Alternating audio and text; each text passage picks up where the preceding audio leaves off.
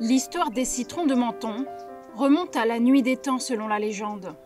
Ève, chassée du paradis, emporte avec elle un fruit d'or. Avec Adam, ils traverseront bien des contrées pour enfants, arrivés dans la baie de Menton. Le climat y est doux, la végétation luxuriante. Ève y plante le citron, Menton deviendra son paradis. Si le paradis existe encore aujourd'hui, les citrons, eux, ont quasiment tous disparu. Seulement 40 tonnes sont produites chaque année, un chiffre loin derrière notre voisin espagnol, et c'est 550 tonnes de citrons qui inondent le marché. Un homme souhaite relancer la filière.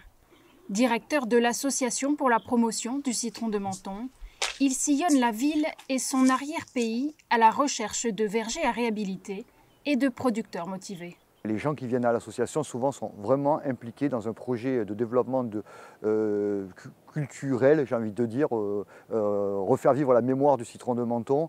Et souvent, on a quand même aussi ce côté qui est intéressant, c'est des gens qui ont connu ça de l'époque de leur grand-père, ça a été abandonné et ils ont envie un peu de relancer ça pour rendre hommage, on va dire, au travail de leurs aïeux. Car autrefois, les citronniers s'étendaient à perte de vue. Au XIXe siècle et jusqu'au début du XXe, le citron de Menton connaissait son âge d'or, 15 millions de fruits récoltés chaque année. Menton vit les plus belles journées de sa saison.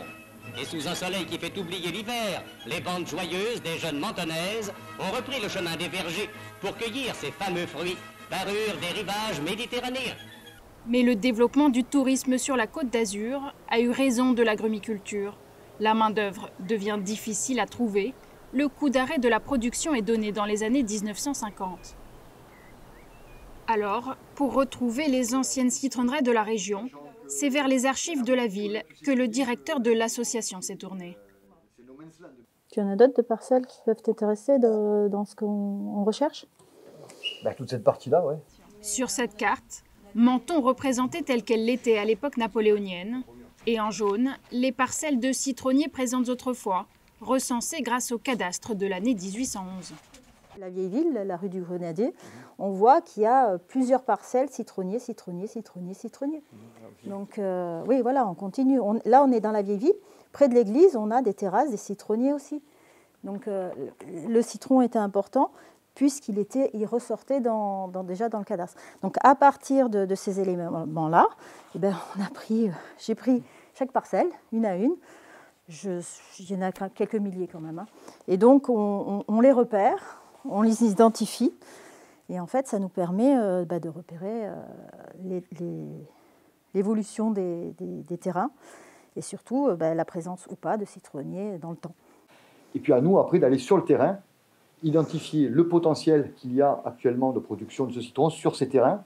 Donc il y a là pour nous, il y a un enjeu économique parce que on est sur des petits volumes. Le citron de Menton aujourd'hui n'atteindra jamais les volumes espagnols ou italiens. Et tant mieux, parce que c'est le garant de la qualité aussi, cette culture un peu traditionnelle, un peu familiale, sur des petites parcelles. Cette parcelle jaune, au centre de la carte, la voici. Retrouvée grâce aux archives, elle appartient désormais à Hubert et Arnaud Guillauzic. En 2020, grâce à Stéphane Constantin et son association, ils achètent ce terrain alors complètement laissé à l'abandon pendant plus de 30 ans. Alors tu conseilles de laisser la butte à la plantation, faire une petite butte? Alors il y a deux écoles. Moi je préfère planter à fleurs au niveau du sol et après faire une belle cuvette d'arrosage autour. Aujourd'hui, ils plantent 270 citronniers IGP. Le projet prend vraiment du sens et toute sa dimension en mettant les plants quand même. Parce que là on va les voir grandir, ça va être. C'est bon. Ça va vraiment être sympa là. Un projet qui ne va pas leur permettre de se verser un salaire complet. Dans la région, aucun des 45 producteurs de citron IGP n'arrive à vivre uniquement de cette activité. À terme, leurs arbres pourront donner jusqu'à 13 000 fruits, une production qu'Arnaud et Hubert cultiveront donc par passion. Moi, tout gamin, j'ai toujours eu les mains dans la terre. Mes parents ont toujours adoré ça, mes grands-parents aussi. Hubert, lui, des parents agriculteurs, donc forcément, c'était aussi quelque part un retour aux sources.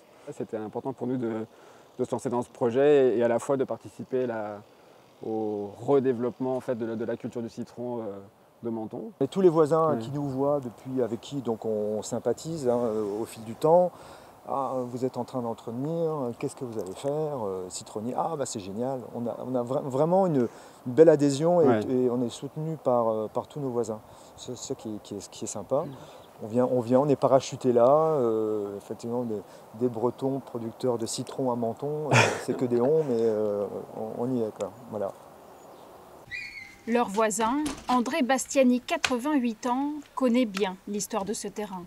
C'est lui qui leur a vendu la parcelle. L'un des plus vieux du quartier. Il y avait 150 citronniers là. Et ils ont eu la maladie, le Maseco. Et après, M. Moisé, le vieux, quoi, le père, il n'a plus voulu en faire. Il a dit, moi, je m'en fous à mon âge. Et son fils était peintre, il était dans les affaires, il n'a pas voulu. Devenu rare, ce petit fruit jaune vaut désormais de l'or. Comptez 10 € le kilo en moyenne. Un citron que s'arrachent les plus grands chefs cuisiniers au monde. Mauro Colagreco, chef 3 étoiles du restaurant mentonais Le Mirazur, a fait du fruit de sa région un produit d'exception qu'il sublime dans ses assiettes. Ça peut être un produit de luxe comme il peut être le caviar ou la truffe. C'est un produit qui a été soigné. Nous, avec les citrons de Menton, c'est pour ça aussi qu'on ne peut pas s'en passer parce que c'est quelque chose qui est à la portée. Et en plus, au-delà de ça, j'insiste, c'est un produit de qualité. Et il faut profiter qu'on l'a ici. Et donc, nous, on profite bien. Mauro Colagreco utilise tous les éléments du fruit pour ses recettes. Le jus bien sûr, mais également la pulpe, la peau et le zeste, pour des recettes aussi bien élaborées que traditionnelles. Voilà, tiens, regarde. Et alors là, c'est notre tarte au citron qui est un classique déjà dans la ville. Un classique. Oui, exactement.